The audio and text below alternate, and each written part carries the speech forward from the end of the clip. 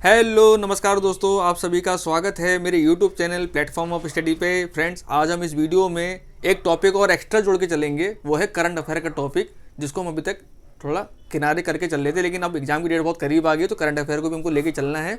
और ज़्यादा पुराना करंट अफेयर नहीं आएगा, जहाँ तक मुझे उम्मीद है 3 महीने का ही करंट अफेयर ये लोग पूछेंगे। वो OMR बेस्ड पेपर है, शायद पेपर तो सेट भी हो चुके होंगे। तो आप मान के चलिए कि 2 दिसंबर तक का करंट अफेयर आप पढ़ ही लीजिएगा। कम से कम अक्टूबर, नवंबर, दिसंबर, ये 3 महीने करंट अफेयर आप पढ़ लेंगे तो इतना सफिशियंट होगा। और जितने लेटेस्ट अपॉइंटमेंट वगैरह हुए हैं, नियुक्ति वगैरह हो रखी है, जैसे जल सेना के थल सेना हो गई, तो इन सब के जो वो हैं वो आपको याद होना। उस पर वो चलो मैं आपको वीडियो दे दूंगा बना के, उस पर आप टेंशन मत लीजिए, लेकिन करंट अफेयर आप पढ़ते रहिएगा, ठीक है ना। और इस वीडियो मैंने करंट अफेयर जोड़ रखा है, जीके जोड़ रखा है और जीएस जोड़ रखा है, और जनरल साइंस, जीएस यानी जनरल साइंस, ठीक है ना, और जीके है और करंट अफेयर है। तो तीनों टॉपिक को मैंने कंबाइन कर दिया इस वीडियो में, ताकि आपके और ज़्यादा हेल्पफुल रहे। और सब इंपॉर्टेंट क्वेश्चन में लिए हैं जो कि एग्जाम बार बार पूछे जाते हैं, ठीक है। और 2 दिन वीडियो नहीं दे पाया तो मैंने आपको बताया था कि मैं हरिद्वार कुंभ मेला गया था, और सबके लिए मैं दुआ मांगी है कि आप सब लोग की पढ़ाई लिखाई अच्छी चले और आप लोग भी जल्दी जल्दी सरकारी नौकरी आप लोगों को मिल जाए। फिर मेरी दुआ दिल से आप सबके लिए यही है। बाकी आपकी मेहनत भी है, दुआ भी जब भी काम करती है जब आप मेहनत करेंगे, ठीक है ना। तो अपने माँ बाप को गर्व महसूस कराइए और मेहनत कीजिए, एक अच्छा सामाजिक जीवन यापन कीजिए। इससे बड़ी बात और क्या चाहिए आज के ज़माने में, ठीक है ना। तो चलिए, बातें होती रहेंगी। मोटिवेशन मैं आपको दूंगा, एग्जाम से पहले आपको मोटिवेशन वीडियो भी दूंगा। मैंने एनसीएल वालों को भी दिया था जब एनसीएल एग्जाम हुआ था, आपको भी मोटिवेशन वीडियो दूंगा। आपके अंदर थोड़ा जोश आएगा, आप कुछ करना चाहेंगे अपनी ज़िंदगी में। जो नकारे बैठे हुए हैं उनको भी थोड़ा जोश आएगा कि हाँ यार, हमें कुछ करना चाहिए लाइफ में अपने, ठीक है ना। तो चलिए आज की वीडियो में शुरुआत करते हैं। टॉपिक मैंने बता दिया, आज किस टॉपिक की वीडियो है। टॉप 30 क्वेश्चन है, और ये वही क्वेश्चन है जो बार बार एग्जाम में रिपीट होते रहते हैं। हम उन्हीं क्वेश्चनों को लेके चलेंगे, और जो लेवल है उसी लेवल को हम मेंटेन करके चलेंगे, ना ज़्यादा हाई ना ज़्यादा लो। और एक दो सब्सक्राइब मुझसे कह रहे थे सर एडवांस कराइए, तो एडवांस एग्जाम में भी तैयारी कराऊंगा, लेकिन पहले प्री एग्जाम तो आप पहले क्वालिफाई कीजिए अपना। 21 तारीख को जो एग्जाम है अभी इस पर फोकस कीजिए। एडवांस की तो एग्जाम बाद में होगा आपका, क्योंकि एडवांस एग्जाम आपका बाद में होगा, एक दिन खाली प्री एग्जाम ही होगा आप लोगों का। तो जो जिन लोगों को डाउट था, तो उनका डाउट शायद क्लियर हो गया होगा मेरी ये बात सुनकर, ठीक है। तो फ्रेंड्स, और हाँ, एक रिक्वेस्ट और है, जो लोग मेरे चैनल फर्स्ट टाइम आए हैं तो चैनल सब्सक्राइब कर लीजिएगा, लेकिन जब भी कीजिएगा जब आपको मेरा कंटेंट अच्छा लगे। अगर अच्छा ना लगे तो सब्सक्राइब बिल्कुल मत कीजिएगा, कोई बात नहीं, ठीक है ना। तो चलिए पहले सवाल की शुरुआत करते हैं। पहला सवाल है, क्षेत्रफल की दृष्टि से भारत का सबसे बड़ा राज्य है। मोस्ट रिपीटेड सवाल है, समझ लीजिए एग्जाम से, और अच्छे एग्जाम में आते हैं। मुझे ये सवाल बहुत ईजी है तो छोटे एग्जाम में आता है। ये सवाल अच्छे एग्जाम में आया हुआ, सीजन लेवल, जैसे SSC सीजन लेवल है ना, उसमें न जाने सवाल कितनी बार आया हुआ है ये सवाल, ठीक है ना। सवाल कोई भी छोटा और बड़ा नहीं होता है। अगर आपको आता है तो वो सवाल आपके लिए इजी है, और अगर आपको नहीं आता है तो वो चीज़ आपके लिए कठिन है। देखो, कठिन और सरल की कोई डेफिनेशन नहीं है। अगर आपको जो प्रश्न आता है तो आपके लिए वो इजी है, अगर आपके बगल वाले को नहीं आता है वही प्रश्न उसके लिए कठिन हो जाएगा। यही होता है ना, ठीक है। तो इस क्वेश्चन का राइट आंसर है वो है आपका राजस्थान, ऑप्शन नंबर सी। और अगर सबसे छोटा अगर पूछेगा तो आप आंसर लगाएंगे किस पे, गोवा पे, ठीक है ना। अगला क्वेश्चन है, लखनऊ किस नदी के किनारे बसा है। तो फ्रेंड, जो लखनऊ है ये गोमती नदी किनारे बसा हुआ है। राइट आंसर होगा गोमती नदी। शायद बहुत से लोग यहाँ लखनऊ के भी होंगे मेरे सब्सक्राइबर इसमें।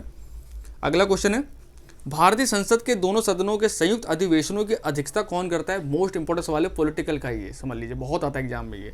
तो फ्रेंड, जो दोनों सदनों की संयुक्त अधिवेशन जब होता है उसकी अध्यक्षता लोकसभा का अध्यक्ष ही हमारा करता है। राइट आंसर होगा ऑप्शन नंबर सी। और वर्तमान में हमारे लोकसभा अध्यक्ष कौन है, तो वह है ओम बिरला।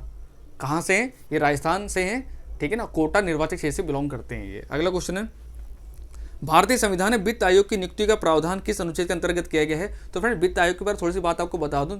हर 5 साल में वित्त आयोग का गठन जो किया जाता है वो राष्ट्रपति द्वारा किया जाता है। वर्तमान राष्ट्रपति हमारे कौन है, श्री रामनाथ कोविंद जी हैं। और जो वित्त आयोग है इसका जो प्रावधान है हमारे आर्टिकल नंबर 280 में किया गया है इसका प्रावधान, ठीक है ना। तो ये आपको याद रखना है, काफ़ी इंपॉर्टेंट सवाल है ये। अगला क्वेश्चन है, प्लासी का युद्ध कब हुआ था। तो लास्ट टाइम जब बक्सर का युद्ध हुआ था तो मैंने आपको ऑप्शन सब बताए थे। तो अगर आपको याद होगा प्लासी का युद्ध कब हुआ था, ये हुआ था 1757 ईस्वी में। तो राइट आंसर होगा ऑप्शन नंबर सी। अगला क्वेश्चन है, भारतीय राष्ट्रीय कांग्रेस का प्रथम अधिवेशन किस स्थान पर हुआ था। तो मैंने आपको चिक चिक के बोला था उस समय जब मैंने इससे रिलेटेड क्वेश्चन कराया था। इसकी पूरी हिस्ट्री मैंने आपको बताई थी कि इसकी जो भारतीय राष्ट्रीय कांग्रेस है ये कैसे अस्तित्व में आया, इसकी स्थापना किसके द्वारा की गई, उस समय वायसराय कौन था, इसका पहला अधिवेशन कहाँ पे हुआ था, पहले अधिवेशन की अध्यक्षता किसने की थी, उसमें कितने मेंबर थे। तो आपको फिर एक बार रिपीट कराते रहो, क्योंकि बहुत इंपॉर्टेंट टॉपिक है भारतीय राष्ट्रीय कांग्रेस, ठीक है ना। भले वीडियो लाइन थोड़ी लंबी हो जाएगी, लेकिन सुनते रहिएगा बात को, आपके लिए ही फायदेमंद है। समझिए, सुनी हुई चीज़ें इंसान कभी नहीं भूलता है। सब गाना सुन लेते हैं ना तो गाना याद हो जाता है आपको, तो सर अगर ये क्वेश्चन को ध्यान सुनेंगे ना तो आपको क्वेश्चन भी याद हो जाएगा। तो फ्रेंड, पहले आपको पता होना चाहिए इसकी स्थापना कब हुई थी। तो मैं बता दूं 1885 में, ये भी काफ़ी पूछा जाता है। किसके द्वारा की गई थी, तो A.O. ह्यूम के द्वारा की गई थी। उस समय वायसराय कौन था?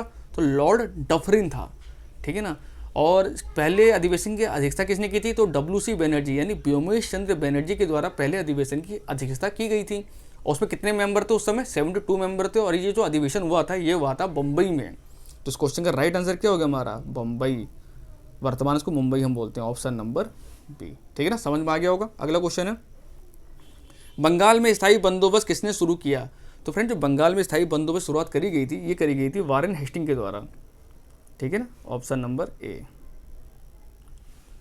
नहीं सॉरी, लॉर्ड कार्नवालिस है इसका आंसर, गलती हुई मुझसे, Lord Cornwallis, option number B. अगला क्वेश्चन है, नाइटिंगेल ऑफ इंडिया के नाम से किसको पुकारा जाता था? तो फ्रेंड्स, अगर हिस्ट्री आपने अच्छे से पढ़ी होगी लूसेंट की, तो आपको क्वेश्चन का आंसर पता होगा। तो जो नाइटिंगेल ऑफ इंडिया के नाम से जिनको जाना जाता है वो जाना जाता है सरोजनी नायडू जी को, ऑप्शन नंबर सी। अगला क्वेश्चन है, सीमांत गांधी के नाम से कौन जाने जाते थे? ये बहुत इंपॉर्टेंट सवाल है फ्रेंड्स। ये लाल कुर्ती आंदोलन के बाद उसके प्रवर्तक भी यही थे, तो और ये जो थे ये थे Khan Abdul Ghaffar Khan, option number C. और इनको भी भारत रत्न प्राप्त है, ठीक है ना। अगला क्वेश्चन है, भारतीय नेपोलियन की उपाधि से किसे दी गई थी? यानी जो भारतीय नेपोलियन किसे कहा जाता था इतिहास में? तो ये कहा जाता था समुद्रगुप्त को, ऑप्शन नंबर बी, ठीक है ना। अगला क्वेश्चन है, चीनी यात्री फायान किस गुप्त शासक के शासनकाल के दौरान भारत आया था? तो जो चीनी यात्री फायान है ये आया था चंद्रगुप्त मौर्य के समय में, ठीक है ना। तो राइट आंसर होगा हमारा चंद्रगुप्त मौर्य, ये प्रथम मौर्य, ठीक है ना। अगला क्वेश्चन है, और इनके गुरु कौन थे चंद्रगुप्त मौर्य के? तो आप सब जानते ही होंगे, चाणक्य, जिन्हें कौटिल्य के नाम से भी जाना जाता था, ठीक है ना। अगला क्वेश्चन है, मणिपुर की राजधानी है? तो फ्रेंड, जो मणिपुर की राजधानी है वो है आपकी इम्फाल, ऑप्शन नंबर ए। और आप सबको पता होगा जो नॉर्थ ईस्ट के स्टेट हैं उसमें लोगों को बड़ी कन्फ्यूजन होती है, मणिपुर हो गया, मिजोरम हो गया, और क्या है पड़ता है मेघालय हो गया, असम हो गया, ये नॉर्थ ईस्ट जो 7 सिस्टर कहलाते हैं, ये 7 सिस्टर स्टेट कहलाते हैं, इनमें लोगों को बड़ी कन्फ्यूजन होती है, इसलिए सवाल यहाँ से बहुत ज़्यादा पूछे जाते हैं एग्जाम्स के अंदर। कोहिमा किसकी राजधानी है? तो ये नागालैंड की है। ईटानगर अरुणाचल प्रदेश की है। हैदराबाद सब जानते हैं तेलंगाना की। अगला क्वेश्चन है, भारत में किस राज्य की समुद्री तट रेखा सबसे लंबी है? मोस्ट इंपॉर्टेंट सवाल है ये तो सबसे लंबी समुद्री तट रेखा जो है वो गुजरात की है, ऑप्शन नंबर सी। अगर दूसरा बोलेगा, सेकंड नंबर का क्वेश्चन पूछा गया है, तो दूसरे नंबर पर आंध्र प्रदेश की है, ये आपको याद रखना है। और टोटल कितने राज्यों की तट रेखा है हमारे देश में? तो 9 राज्यों की तट रेखा है, ये भी आपको याद रखना है। ये भी क्वेश्चन पूछा गया है, जो पूछा गया है मैं आपको सिर्फ वही बताता हूँ, एक्स्ट्रा फैक्ट में से सुना कीजिए आप। अगला सवाल है, कुचिपुड़ी नृत्य भारत के किस राज्य से प्रसिद्ध है? तो फ्रेंड, जो कुचिपुड़ी है ये एक शास्त्रीय नृत्य है, और शास्त्रीय नृत्य कहाँ का है? ये है आपका आंध्र प्रदेश का, ऑप्शन नंबर फर्स्ट, ठीक है ना। अगला क्वेश्चन है, विश्व पृथ्वी दिवस किस दिन मनाया गया? तो फ्रेंड, जो पृथ्वी दिवस है ये हर साल कब मनाया जाता है? 22 अप्रैल को। और इसे एक महीना पीछे चले जाएंगे 22 मार्च, तो 22 मार्च को विश्व जल दिवस मनाया जाता है, और बिहार दिवस भी मनाया जाता है, स्थापना दिवस बिहार का, ठीक है ना। अगला क्वेश्चन है, कूडनकुलम परमाणु ऊर्जा संयंत्र कहाँ स्थित है? तो फ्रेंड, जब मैंने आपको न्यूक्लियर प्लांट के ऊपर ऑलरेडी मैं आपको वीडियो दे चुका हूँ कि भारत के कितने न्यूक्लियर पावर प्लांट है, कहाँ पे इनकी लोकेशन है, कि इनकी लोकेशन ही ज़्यादा पूछता है एग्जाम में। जैसे रावत भट्टा कहाँ पर है? राजस्थान में है, ठीक है। और ये आपका बॉम्बे वाला पता ही है आपको, ट्रॉम्बे, ये बार्क वाला जो है बॉम्बे में है आपका। कूडनकुलम कहाँ पर है? कूडनकुलम जो है ये आपका है तमिलनाडु में, ऑप्शन नंबर सी। अगला क्वेश्चन है, पोमोलॉजी के अंतर्गत किसका अध्ययन किया जाता है? फलों का, फूलों का, साग सब्जियों का, वनों का। तो ये एक साइंस का ही क्वेश्चन है। जैसे हम पीसी कल्चर पढ़ते हैं, एपीकल्चर पढ़ते हैं, तो साइंस की बहुत से शाखाएं होती हैं, इसमें हम चीज़ों का अध्ययन करते हैं। जैसे एंटोमोलॉजी कीड़ों का अध्ययन हो गया हमारा, ठीक है ना। तो उस तरह पोमोलॉजी जो है ये होता है आपके फलों का अध्ययन, ऑप्शन नंबर ए। अगला क्वेश्चन है, पत्तियाँ हरी दिखाई देती हैं क्योंकि वो। तो मैंने आपसे कहा था जो बार्क वाले हैं ना, ये जो प्रकाश चैप्टर साइंस का आपका है 10th क्लास का, वहाँ से क्वेश्चन बहुत ज़्यादा पूछता है, ये इसकी आदत है ज़्यादा क्वेश्चन पूछने की वहाँ से। तो परावर्तन, अपवर्तन, ये सब आपको अच्छे से इसके कॉन्सेप्ट पता होने चाहिए आपको, किसकी तरंगदैर्घ्य ज़्यादा है, किसकी फ्रिक्वेंसी ज़्यादा होती है। मैंने हमेशा आपको समझाया, अच्छे से समझाया मैंने आपको। अगर आपने मेरी वीडियो नहीं देखी ना पहले की साइंस की, तो जरूर जाके देखिएगा, ठीक है। तो कोई भी देखो कलर हमको जब दिखाई देता है ना, उसके पीछे एक ही सिद्धांत होता है, वो है परावर्तन, ठीक है। तो पत्तियों पे जब कलर, क्योंकि आप सबको पता है प्रकाश 7 रंगों से मिलकर बना है, जब पत्तियों पे जब प्रकाश की किरणें पड़ती हैं तो होता क्या है कि वो 6 रंगों को तो अवशोषित कर लेता है, लेकिन हरे रंग को परावर्तित करता है, और जो परावर्तित होता है वही हमारी आंख पे, रेटिना पे जाकर उसका प्रतिबिंब बनता है। अगर आपने ध्यान से साइंस पढ़ी होगी स्कूल के टाइम में, ठीक है। तो वही कॉन्सेप्ट है यहाँ पे। तो हरे प्रकाश को क्या करता है? परावर्तित करता है, बाकी कलर को क्या करता है? अवशोषित कर लेता है। और 10th बोर्ड में एक सवाल बड़ा प्रचलित रहता था हमारे टाइम में कि ब्लैक बोर्ड का रंग हमें काला क्यों दिखाई देता है। ये एक सवाल हो सकता है आपके एग्जाम में भी कभी आया होगा, बोर्ड एग्जाम में, जो आपने 10th में बोर्ड दिया होगा। अगर दिया हो तो मुझे बताना, अगर आपको ये क्वेश्चन आया था कि नहीं आता। अगर याद है तो ऐसे बहुत लोग तो याद नहीं भी होगा क्या क्वेश्चन आए थे, ठीक है। तो जो भी कलर हमको दिखाई देता है उसके पीछे एक ही कॉन्सेप्ट होता है फ्रेंड्स, याद रखना, वो कलर परावर्तित हो रहा है, बाकी कलर क्या कर रहा है, वो अवशोषित कर ले रहा है, ठीक है ना। इसलिए जो जैसे ब्लैक कलर की कोई चीज़ दिख रही है तो वो क्या कर रहा है, ब्लैक अगर दिख रहा है तो उसका मतलब समझे क्या हुआ, ब्लैक का मतलब ये हो कि वो सारे ही कलर को अवशोषित कर रहा है, परावर्तित कुछ भी नहीं कर रहा है, तो इसलिए ब्लैक बोर्ड हमको ब्लैक दिखाई देता है, ठीक है। अगला क्वेश्चन है, निम्नलिखित में से किसमें कोबाल्ट उपस्थित रहता है। ये क्वेश्चन थोड़ा देखो कॉम्प्लिकेटेड कर दिया उन्होंने, है इजी क्वेश्चन ही है। तो मैंने आपसे कहता है विटामिन अच्छे से पढ़ लेना, विटामिन बी कॉम्प्लेक्स जितने भी होते हैं, A B C D E के, भाई इतने विटामिन आप पढ़ लेंगे आपके लिए एग्जाम के लिए सफिशियंट है। तो जो विटामिन B12 है इसमें, इसको साइनोकोबालामिन कहते हैं, साइंटिफिक नेम इसका होता है साइनोकोबालामिन, कोबालामिन इसमें कोबाल्ट होता है। तो राइट आंसर हो गया vitamin B12, option number D. अगला क्वेश्चन है, हर्षचरित के लेखक हैं। तो फ्रेंड जो हर्षचरित हैं इसके लेखक हैं वो हैं आपके, कहाँ गया, ये रहा, बाण भट्ट, ऑप्शन नंबर बी, ठीक है ना। अगला क्वेश्चन है, केंद्रीय रिजर्व पुलिस बल का नया महानिदेशक किसे नियुक्त किया गया है। ये करंट अफेयर क्वेश्चन है। अब तो सीआरपीएफ के जो नए महानिदेशक बनाए गए हैं वो बनाए गए AP माहेश्वरी।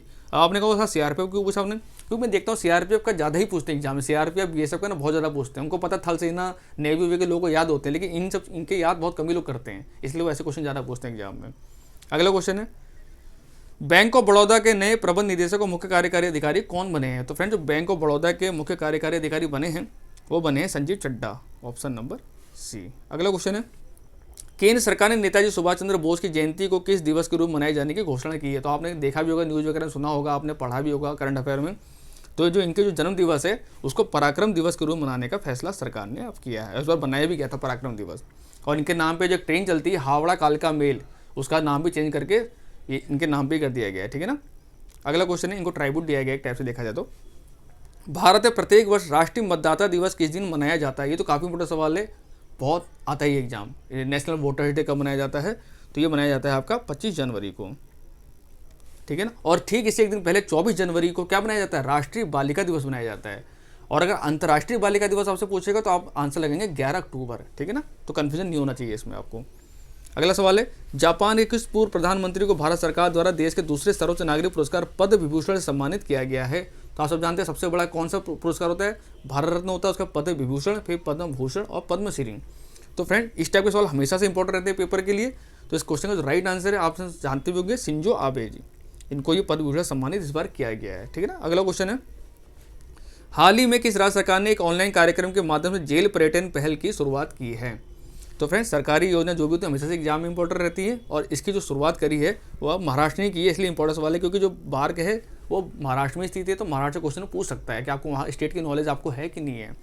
तो ये जेल पर्यटन की पहल है, ये महाराष्ट्र सरकार के द्वारा ही शुरू की गई। वहाँ के वर्तमान मुख्यमंत्री कौन है, उद्धव ठाकरे हैं, और वहाँ के राज्यपाल कौन है, भगत सिंह कोश्यारी, ठीक है ना।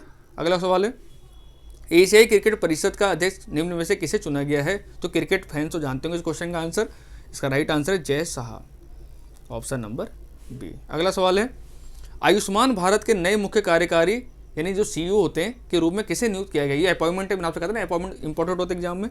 तो ये बने हैं, वो बने हैं RS शर्मा। और आयुष्मान भारत में जो कार्ड बनता है उस पर कितने लाख का बीमा कवर किया जाता है, 5 लाख का। ये सवाल भी काफ़ी आया है एग्जाम में, तो 5 लाख तक का इसमें बीमा दिया जाता है, ठीक है ना। और सेकंड लास्ट क्वेश्चन है, ऑक्सफोर्ड लैंग्वेज ने किस शब्द को 2020 का हिंदी भाषा का शब्द घोषित किया है। तो फ्रेंड हर साल ऑक्सफोर्ड हो गया, तो ये एक शब्द घोषित करता है कि जो सबसे ज़्यादा जो गूगल सर्च किया जाता है, ठीक है ना। तो इस बार सबसे ज़्यादा सर्च किया गया 2020 में, वो सर्च किया गया आपका आत्मनिर्भरता है, इसलिए इसी को इस बार का वर्ड बनाया गया है, ऑप्शन नंबर ए, ठीक है ना। अगला सवाल है और लास्ट सवाल इस वीडियो का, हाल ही में किस राज्य के मुख्यमंत्री ने हर घर पानी हर घर सफाई मिशन लॉन्च किया है। तो फ्रेंड इस मिशन की शुरुआत की है कैप्टन अमरिंदर सिंह ने। आप जानते हो कि कौन है, ये पंजाब के मुख्यमंत्री हैं। तो इसका राइट आंसर हो जाएगा पंजाब, ऑप्शन नंबर सी, ठीक है ना फ्रेंड। तो यहाँ हमारे 30 क्वेश्चन समाप्त होते हैं। आई होप आपको ये क्वेश्चन अच्छे लगे होंगे, आपके लिए हेल्पफुल भी रहेंगे। और अगर वीडियो अच्छी लगी तो लाइक शेयर जरूर कीजिएगा, और मेरा टेलीग्राम चैनल यहाँ से ज्वाइन कर लीजिएगा, जिसका लिंक मैंने वीडियो डिस्क्रिप्शन बॉक्स में दे रखा है, ठीक है ना। Thank you so much.